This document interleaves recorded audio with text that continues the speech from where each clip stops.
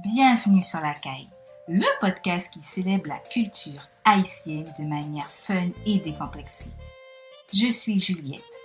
Ma mission, faire raconter la culture haïtienne par ceux qui la vivent et la font rayonner au quotidien afin de redécouvrir Haïti. Tradition, savoir-faire, transmission, histoire, cuisine, coutumes, parcours inspirants. Installe-toi confortablement pour un décollage au cœur de la première République noire. Belle écoute!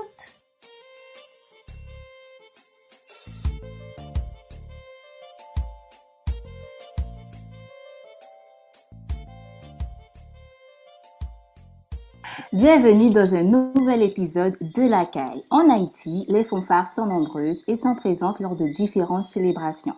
Incontournables avec des formations sur tout le territoire, aujourd'hui j'ai fait le choix d'inviter un membre de la célèbre fanfare Semouchka.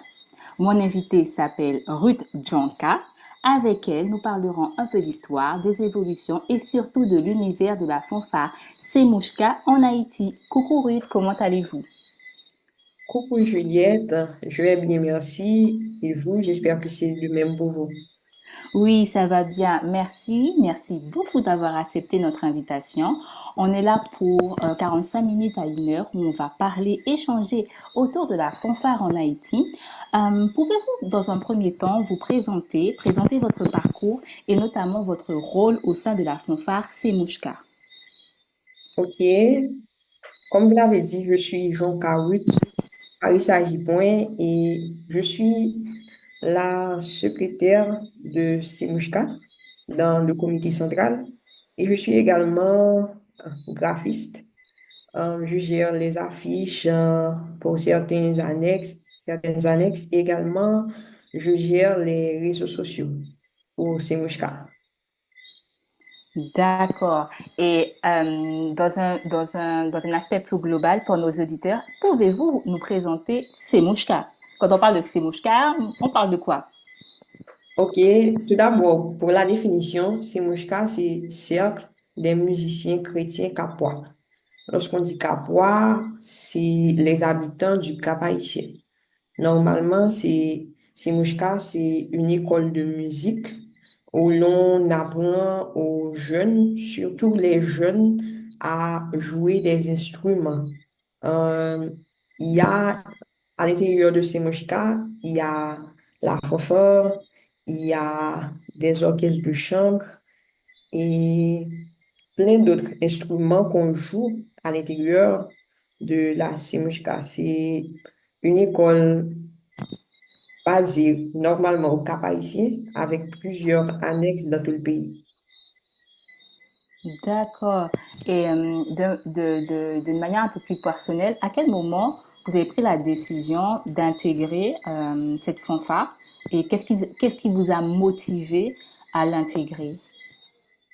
Bon, normalement, c'est pas, il n'y avait pas une motivation première parce que j'ai travaillé sur un projet avec eux. Ce projet-là, c'était de la peinture à la musique. C'était en 2023. Ils m'ont contacté pour travailler sur ce projet et depuis, j'ai été charmée et je suis dans l'équipe et on continue d'avancer ensemble. Waouh! Et il y a une belle histoire qui s'écrit au fur et à mesure. Oui. D'accord. Revenons un peu sur n'importe. Non, juste j'avais une question. Vous êtes seul à la communication avec eux aujourd'hui, au secrétariat et la communication, ou vous avez une équipe avec vous? Normalement, je pourrais dire oui et non. Oui, dans le sens que Semouchka a plusieurs pages. Normalement, il y a la page centrale. Je gère la page centrale. En coulisses, D'accord. il y a d'autres personnes, mais c'est moi qui gère normalement la page centrale. Mais il y a d'autres pages pour les annexes. Dans les autres villes, il y a d'autres gens qui gèrent ces pages-là. Mais pour la page centrale, c'est moi qui gère. D'accord. Et quand vous parlez de page centrale, c'est la page Facebook, principalement la page Facebook. Oui, et la page Instagram. Instagram, d'accord. On mettra aussi pour nos auditeurs les liens des différentes pages en descriptif de cet épisode pour qu'ils puissent aller voir tout le travail de votre équipe, de cette fanfare. Revenons un peu sur l'importance des fanfares en Haïti. Pouvez-vous nous donner leur signification culturelle en Haïti avant véritablement de rentrer dans tout ce qui est son, tout ce qui est univers de la fanfare? Et je pourrais dire, en Haïti, la fanfare, c'est un symbole de fierté, un symbole d'unité et de résistance. La fanfare, normalement, accompagne, accompagne les moments forts de la vie communautaire. Par exemple, lors des fêtes nationaux, lors des dates historiques, lors des funérailles, graduations, etc. Et surtout, euh, le 18 mai. Et la fanfare rassemble les gens et elle fait vibrer les rues et raconte une histoire. C'est un moyen d'anti-stress. Et elle permet également aux jeunes d'entrer un peu d'argent. Hmm. D'accord. Et est-ce qu'il y a des fanfares? Moi, je me posais la question parce qu'en faisant les recherches, j'ai vu des exemples sur les réseaux sociaux d'enterrements où il y avait des fanfares, notamment aussi pour le 18 mai qui est la fête du drapeau haïtien. Mais est-ce qu'il y a aussi des fanfares? Il peut y avoir des fanfares pour d'autres événements comme des mariages? Oui, parfois, il y a des fanfares lors des mariages. Et normalement, dans la ville du Cap surtout, les fanfares sont presque utilisées dans presque toutes les activités. Par exemple, une école peut fêter, être en train de fêter une année en plus, et là, il peut y avoir une fanfare. Et également, lorsqu'une institution fête, il y a également une fanfare. Les graduations, les funérailles, et, et parfois on contacte les fanfares pour une activité spéciale. D'accord. Même les anniversaires aussi? Oui, oui, si la personne veut que son activité soit spéciale, parfois il contacte une fanfare. D'accord. Et d'un point de vue historique, quels ont été bon, on va pas refaire toute l'histoire de la fanfare en Haïti, mais est-ce qu'il y a eu quelles sont quelles ont été les évolutions des fanfares haïtiennes? Et est-ce qu'il y a des points spécifiques, des points clés qui qualifient cette évolution? Oui, à l'origine, on utilisait les fanfares spécialement et à l'armée. C'était vraiment très lié à l'armée, à l'église et aux écoles classiques. Mais avec le temps, elles se sont ouvertes à plus de diversité et de créativité musicale.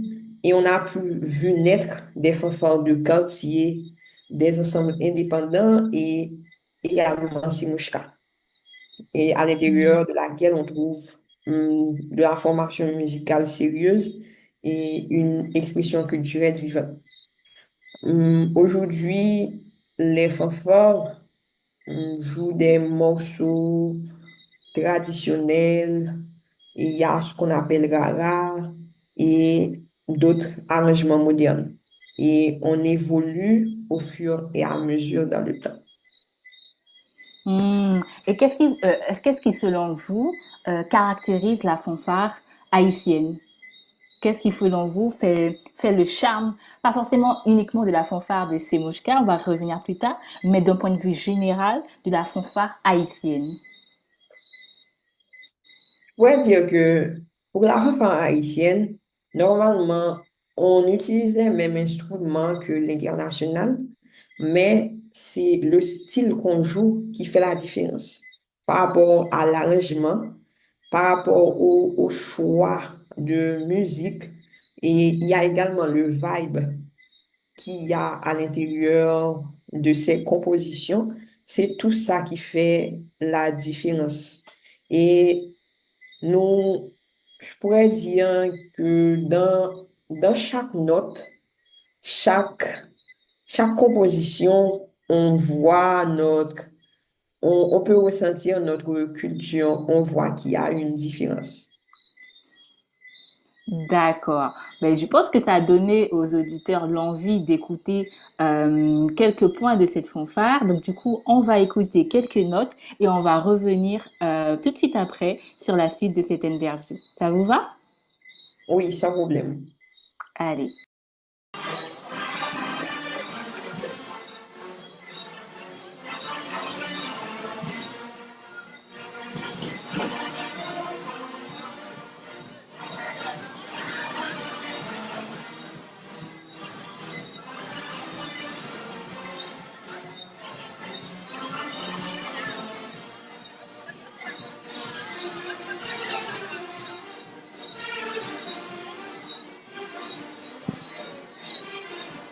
Vous êtes membre de la célèbre fanfare Semouchka, un patrimoine vivant du Cap-Haïtien, au nord du pays qui existe depuis 32 ans. Parlez-nous un peu de l'histoire et des débuts de cette fanfare. OK. Simouchka, avant d'être la fanfare, était un groupe de jeunes qui jouaient ensemble. C'était un groupe de musique. En, L'année, c'est en 1993, où il y avait un groupe de jeunes qui jouaient ensemble, qui faisaient des prestations. Et au fur et à mesure, en grandissant, ils ont voulu agrandir la vision. Ils ont voulu faire plus. Et là, en 2008, ils ont décidé de transformer Semouchka, Cercle des musiciens chrétiens capois, en Institut de musique de Semouchka. Et là, en 2008, on a commencé avec l'école de musique qui est au Cap-Haïtien à la rue 18 KL. Aujourd'hui, c'est le central. Et là, on a commencé à apprendre aux jeunes comment jouer des instruments. Et au fur et à mesure, on a pu vu naître d'autres annexes, comme par exemple l'annexe Alain B. Il y a également une annexe à la rue 21B, c'est l'Oxyde Gentil. Il y a également d'autres annexes dans beaucoup de villes et aujourd'hui, on compte 66 annexes. Mais Waouh! Sur tout l'objectif le, général, sur- oui, excusez-moi, sur tout le territoire, 66 annexes, c'est ça? C'est bien ça? oui, oui, 66 annexes. D'accord, d'accord. Excusez-moi, je vous ai coupé. Sans problème. Et aujourd'hui, mais la vision, c'est 144 annexes dans chaque commune du pays. Hmm. Mais on n'est pas encore à l'objectif final, mais on essaie d'avancer petit à petit. Et il y a beaucoup d'annexes dans les pays. On essaie d'aider les jeunes à jouer les instruments, à comprendre la musique d'une autre façon.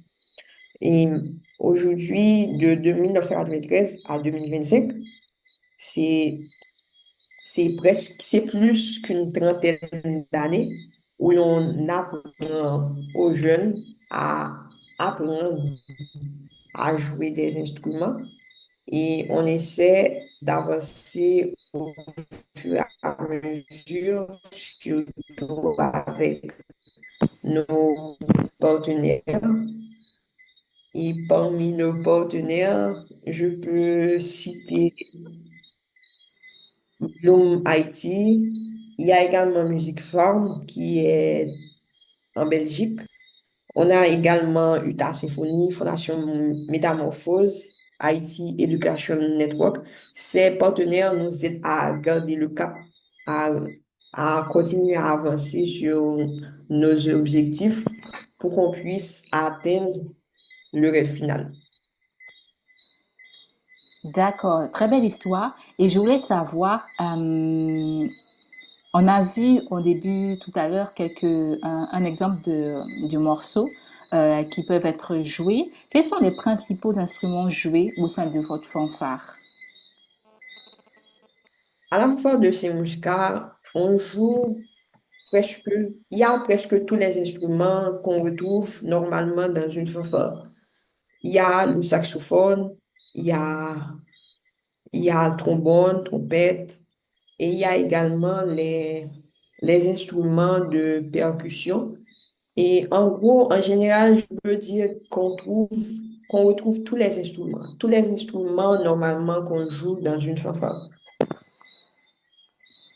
D'accord. Et tout à l'heure, on parlait de son, ce qui caractérise le son de la fanfare haïtienne. Est-ce que vous pouvez nous dire qu'est-ce qui caractérise le son de la fanfare Semouchka? Sachant que j'ai mené une petite enquête en préparant cet épisode pour savoir quels étaient les avis, que pensaient les internautes de votre fanfare. Et il y avait pas mal d'éloges sur le son unique, sur sur cette vibes qu'on a au sein de Semouchka et qui est unique en son genre, mais au-delà qui représente une certaine diversité. Comment vous décrirez-vous le son de la fanfare Semouchka? OK. Par rapport à, par rapport à nos morceaux, et je veux dire que la fanfare de Simouchka fait quelque chose d'unique. On, Parfois, on reprend les musiques traditionnelles, on reprend les classiques, les chants patriotiques, mais par rapport à toutes ces musiques-là, on essaie toujours d'arranger, d'ajouter quelque chose d'original sur les compositions. On aime surtout surprendre notre public et également garder les racines tout en essayant d'innover. Hmm. Et pouvez-vous nous en dire plus sur, par exemple, la composition d'un morceau? Est-ce que vous vous rassemblez l'équipe, vous brainstormez, vous échangez autour du son? Est-ce que les musiciens font partie de ces échanges ou c'est le corps spécifique qui échange? Comment ça se passe au quotidien? Normalement, il y a des maestros qui travaillent sur les compositions. Et après avoir travaillé sur les compositions, on envoie les partitions aux différentes annexes et ces annexes-là essaient de travailler sur ces compositions et après on essaie de se réunir ensemble et là on essaie de travailler ensemble, de voir si c'est OK après avoir fini le travail sur la composition. D'accord. Et est-ce que les élèves, des fois, ils viennent vers vous et vous proposent certains arrangements, ils vous proposent certaines pistes créatives. Est-ce que ça se passe comme cela? C'est possible également? Oui, c'est possible également parce que normalement, il y a des élèves qui aujourd'hui sont des professeurs, qui aujourd'hui composent, Hmm. font des compositions. Et il y a plusieurs élèves qui aujourd'hui sont des compositeurs qui écrivent pour d'autres activités, qui composent. Donc, en gros, on travaille avec nos élèves. On ne propose pas seulement, mais parfois on reçoit les propositions. Et aujourd'hui, en termes de nombre de personnes, Semouchka, c'est combien de membres?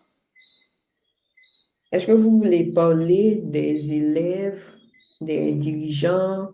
De l'ensemble en général. Je ne peux pas donner un nombre exact, mais nous sommes environ 1000 par D'a- rapport aux différentes annexes, par rapport au nombre de chaque annexe. Nous sommes environ 1000. Environ 1000. D'accord. On va réécouter le son qu'on a mis tout à l'heure et j'aimerais avoir votre ressenti, votre retour sur ce type de composition qui a été jouée l'année dernière, si je ne me trompe pas, dans les rues du Cap-Haïtien.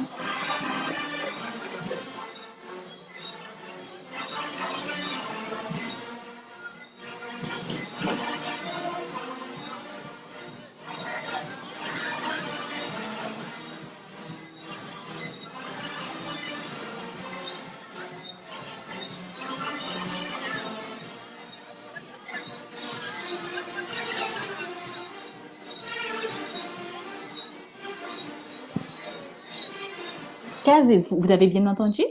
Oui. Que vous inspire ce morceau? Et est-ce qu'il y a une histoire particulière derrière ce morceau, sachant qu'il a été joué pour la célébration de la fête du drapeau de l'année dernière? Ok. Tout d'abord, je ne sais pas si tu as entendu la musique, si tu arrives à cerner quelle musique nous essayons d'interpréter. Mais c'est d'une autre façon. La composition a été arrangée d'une autre façon. D'accord. Moi, je connais pas l'ensemble du répertoire haïtien, donc du coup, j'aime bien le rythme, mais je ne connais pas la mélodie. Ça fait bien.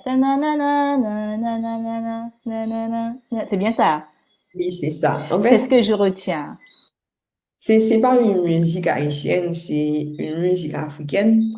C'est D'accord? le titre, c'est Who's Your Guy? C'est une musique qu'on entend souvent à la radio, partout sur les réseaux. C'est I dedicate your time, my time. C'est cette musique-là. D'accord. C'est vraiment populaire, mais on l'a arrangée d'une façon pour que ce soit original à notre façon. D'accord. Et l'idée est venue de l'ensemble des membres ou ça a été un mix entre les différentes équipes, dont les étudiants. En fait, nous avons un maestro, c'est le maestro Choupi, et la majorité des fois, c'est lui qui arrange les compositions. Il travaille sur les compositions et après, et, il peut travailler en collaboration avec d'autres maestros pour arranger la partition. Mais normalement, c'est notre maestro. Et si vous vous rendez sur la page Instagram et Facebook, Mhm. dans les vidéos, Maestro Choupi est toujours devant de la scène pour mener la fanfare. Hmm. D'accord, très intéressant. Et aujourd'hui, on sait que le 18 mai approche à grands pas. C'est une date symbolique en Haïti parce que c'est la célébration c'est la fête du drapeau haïtien. Comment vous vous organisez pour honorer cette célébration? En fait, pour cette année, normalement, pour toutes les années, nous, durant le mois de novembre à décembre, on travaille sur les compositions. On essaie de travailler sur les compositions. Ensuite, on envoie les partitions on les envoie dans les annexes pour qu'on puisse travailler sur les partitions. Et durant le mois de mars et même février, on commence avec les répétitions. Pendant les week-ends, ensemble, on se réunit et on commence avec les répétitions. Et on a même essayé la semaine dernière de faire un essai dans les rues. On a essayé de sortir dans les rues avec notre fanfare. Et cette année, je pourrais dire qu'il y aurait quelque chose de spécial, d'assez spécial, parce que cette année, à l'intérieur de la fanfare, il y aura les instruments, il y aura deux autres instruments, c'est le violon et la violoncelle. Donc, Dans cette année, la fanfare sera accompagnée des violonistes et les violoncellistes. D'accord. Et on pourra aussi voir peut-être quelques vidéos sur votre compte directement? Oui, oui, on n'a pas encore posté de vidéo, mais très prochainement, il peut y avoir des petites vidéos durant les séances de répétition. Ok, super, super intéressant. Et est-ce que d'année en année, vous essayez d'innover, j'ai vu que vous avez à cœur de surprendre votre public. Est-ce que vous avez des retours de ce public de temps en temps qui vous encouragent à rester dans cet axe d'innovation et rester dans cet axe de créativité? Oui, normalement, la fanfare c'est musical a son public. Et normalement, lorsque la fanfare défile dans les rues, il y a un public qui ne quitte jamais cette fanfare. Même s'il y a un long parcours, Hmm. on a toujours la fanfare avec nous. Et parfois, il y a de nouveaux yeux. Et ces nouveaux yeux demandent toujours c'est quelle école et elles veulent intégrer leurs enfants, leurs nièces, etc. Donc, la fanfare Simouska et pas toujours les gens lorsque nous sommes dans les rues par rapport à nos uniformes, par rapport au nombre. Parce que notre fanfare, c'est environ 400 500 membres à jouer dans les rues. Donc, c'est impressionnant, c'est vraiment impressionnant de voir une fanfare avec tant d'instruments dans les rues. D'accord. Et pour réaliser ces sorties dans les rues, est-ce que lorsque vous répétez, vous vous permettez aussi d'aller dans les rues? Et si oui, quelle logistique vous avez à côté de cela pour aussi garantir un bon spectacle pour les spectateurs, mais aussi une sécurité pour les membres de votre équipe, de la fanfare? OK. Par rapport à cela, tout d'abord, c'est pourquoi on essaie de sortir dans les rues avant même le jour J, pour mieux maîtriser les espaces, les rues. Parfois, il y a des rues qui sont coincées, d'autres qui sont assez larges. Donc, on essaie de sortir dans ces rues pour voir comment sera le jour J. Et parfois, on a une rangée de 5 et dès qu'on arrive dans une rue étroite, on essaie de se mettre à 3 à 4. Et ensuite, il y a, ou bien on essaie de se coincer lorsqu'on est dans les rues étroites. Il y a des années où on a une grande corde qui entoure toute la fanfare et personne ne va entrer pour déranger les musiciens. Et il y a également la police qui est toujours là avec nous et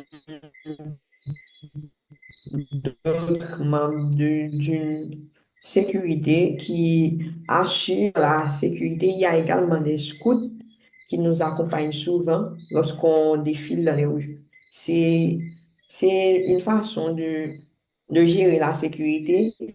Et il y a également les parents des enfants, des étudiants qui jouent, qui sont à côté de leurs enfants, peut-être pour si cet étudiant-là veut quelque chose, et là, il va l'aider.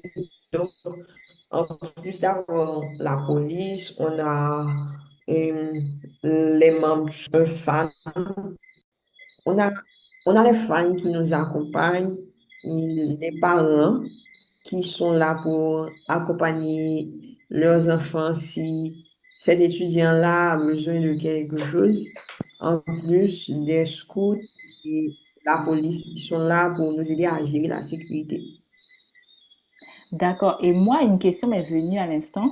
À l'heure où on parle aussi de la communication, dans le fait et plus largement le fait de vivre des expériences, oui, des expériences culturelles, le fait de vivre des immersions, est-ce que Si par exemple une personne n'a pas forcément de lien direct avec la fanfare, n'a pas forcément d'enfants ou de membres de sa famille qui est au sein de la fanfare, et qui se dit, ben, moi, je vois de temps en temps cette fanfare passer dans les rues et le son m'intéresse, mais j'aimerais aller au-delà d'être spectateur.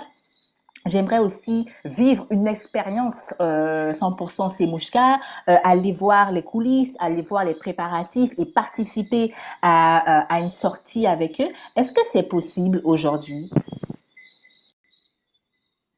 OK. Et par rapport à cette question, je peux répondre d'une façon personnelle.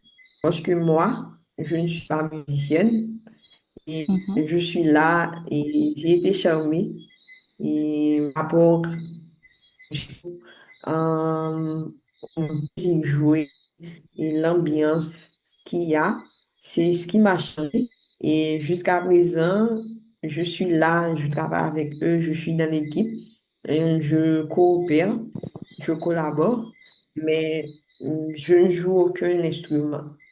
Et c'est ma façon de répondre pour dire que oui, c'est possible d'une façon, je pourrais dire, accompagner, peut-être soit travailler ou donner son support, ou juste là comme un fan. Et c'est possible, mais avec des limites. D'accord. Faudrait pas aussi qu'on voit le secret de votre fanfare, c'est ça? C'est ça, c'est ça. D'accord, je comprends bien. Super. Aujourd'hui, on va parler d'un peu de tradition. On sait que cette fanfare et la fanfare d'un point de vue général est ancrée dans le paysage haïtien. Comment faites-vous pour perpétuer ces traditions, notamment afin qu'elles perdurent de génération en génération? OK. La fanfare, normalement, est dans notre tradition. C'est quelque chose qui là bien avant nous et là qu'on essaie de garder, de maintenir. Et par rapport à ça, on peut dire que la fanfare, c'est quelque chose qui met de l'ambiance dans les rues. Déjà, c'est une façon de motiver les gens à s'ambiancer, à avoir du vibe dans les rues, à danser, à créer de l'ambiance. Et ça, c'est quelque chose que les Haïtiens et surtout aiment. Aiment, ils aiment, les Haïtiens aiment l'ambiance dans les rues. Et Hmm. c'est quelque chose qui, déjà, qui ne peut nous empêcher de continuer à défiler dans les rues pour jouer. Et il y a également, à Simouchka, comme je l'ai dit avant, des portes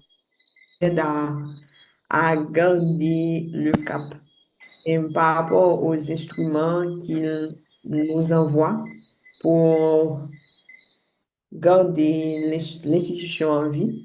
Et par exemple, Music Fund qui est en Europe, il nous aide surtout avec des instruments et également dans la réparation des instruments. On apprend à arranger les instruments, même s'il y a un problème, on ne les jette pas.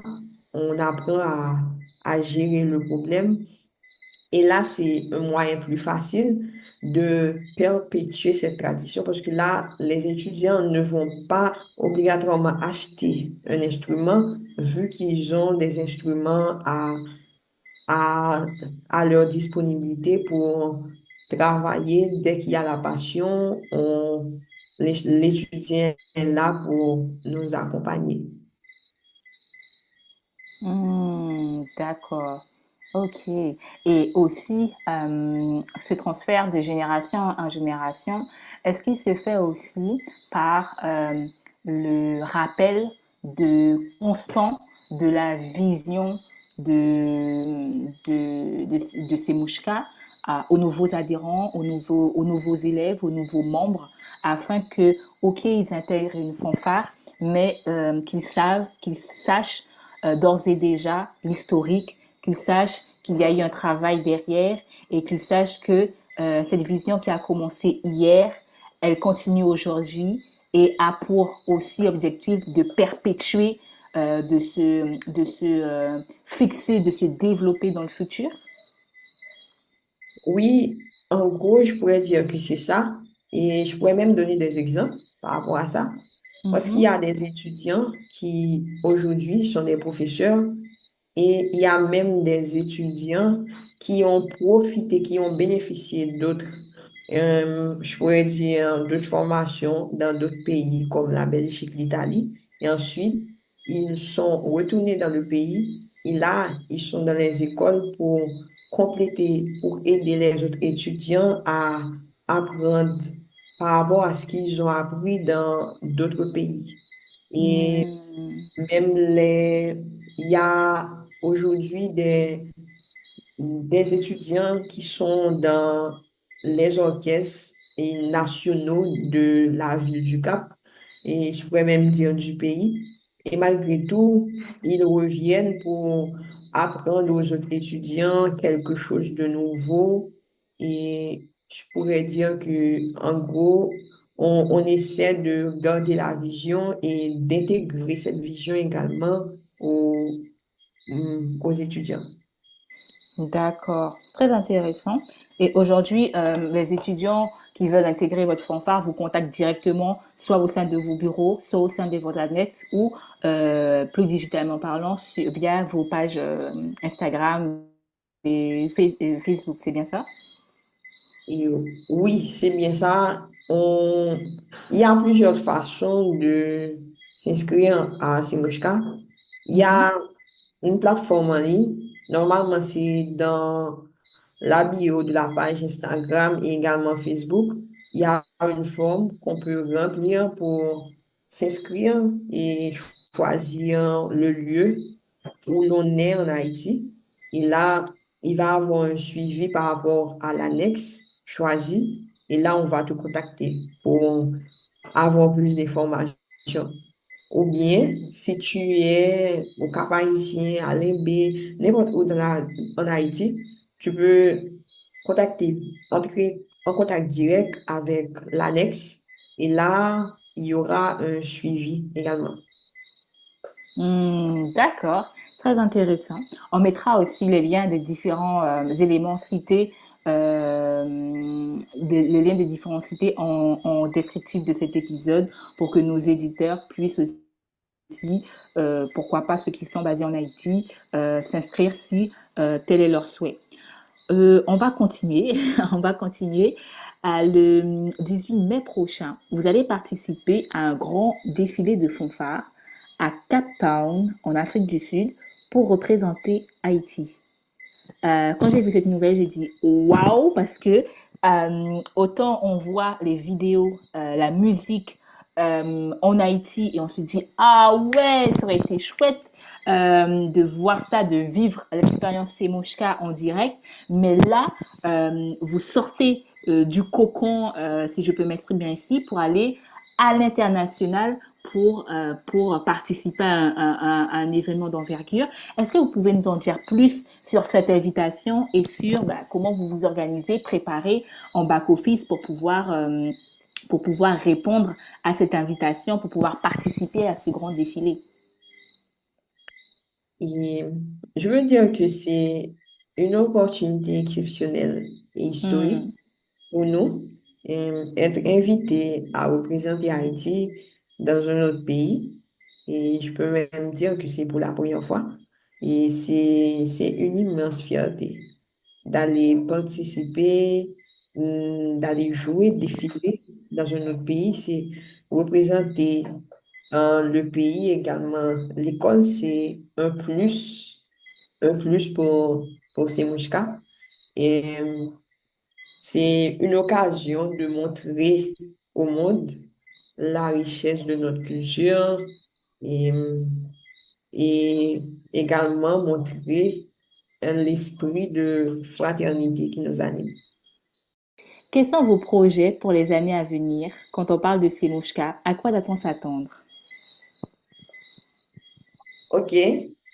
Normalement, comme je l'ai dit avant, et nous avons un objectif, c'est Mouchka, c'est qu'on ait 144 annexes dans le pays, où Mhm. chaque commune a un annexe.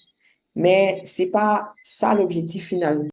Notre objectif final, c'est d'avoir une académie de musique dans le Nord, parce qu'on a déjà le terrain et c'est déjà en construction, mais on n'avance pas à grands pas, mais au fur et à mesure, on essaie d'avancer. Mais je pourrais dire que c'est ça l'objectif final. C'est avoir cette académie de musique où l'on pourra intégrer beaucoup plus de musiciens, d'étudiants à Simushka. Et on espère également trouver des partenaires qui vont nous permettre d'avancer par rapport à ce projet. D'accord. Et qu'est-ce qu'on peut vous souhaiter? Nos auditeurs vous écoutent.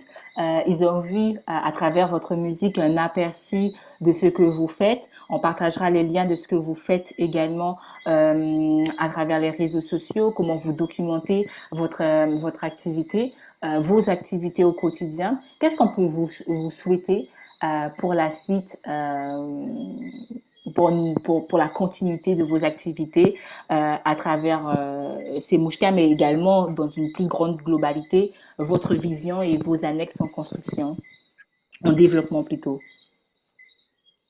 OK. Par rapport à ça, je pourrais dire qu'on peut nous souhaiter de continuer à arriver grand, à arriver Hmm. grand. Et également à garder cette passion qu'on a pour la musique vivante.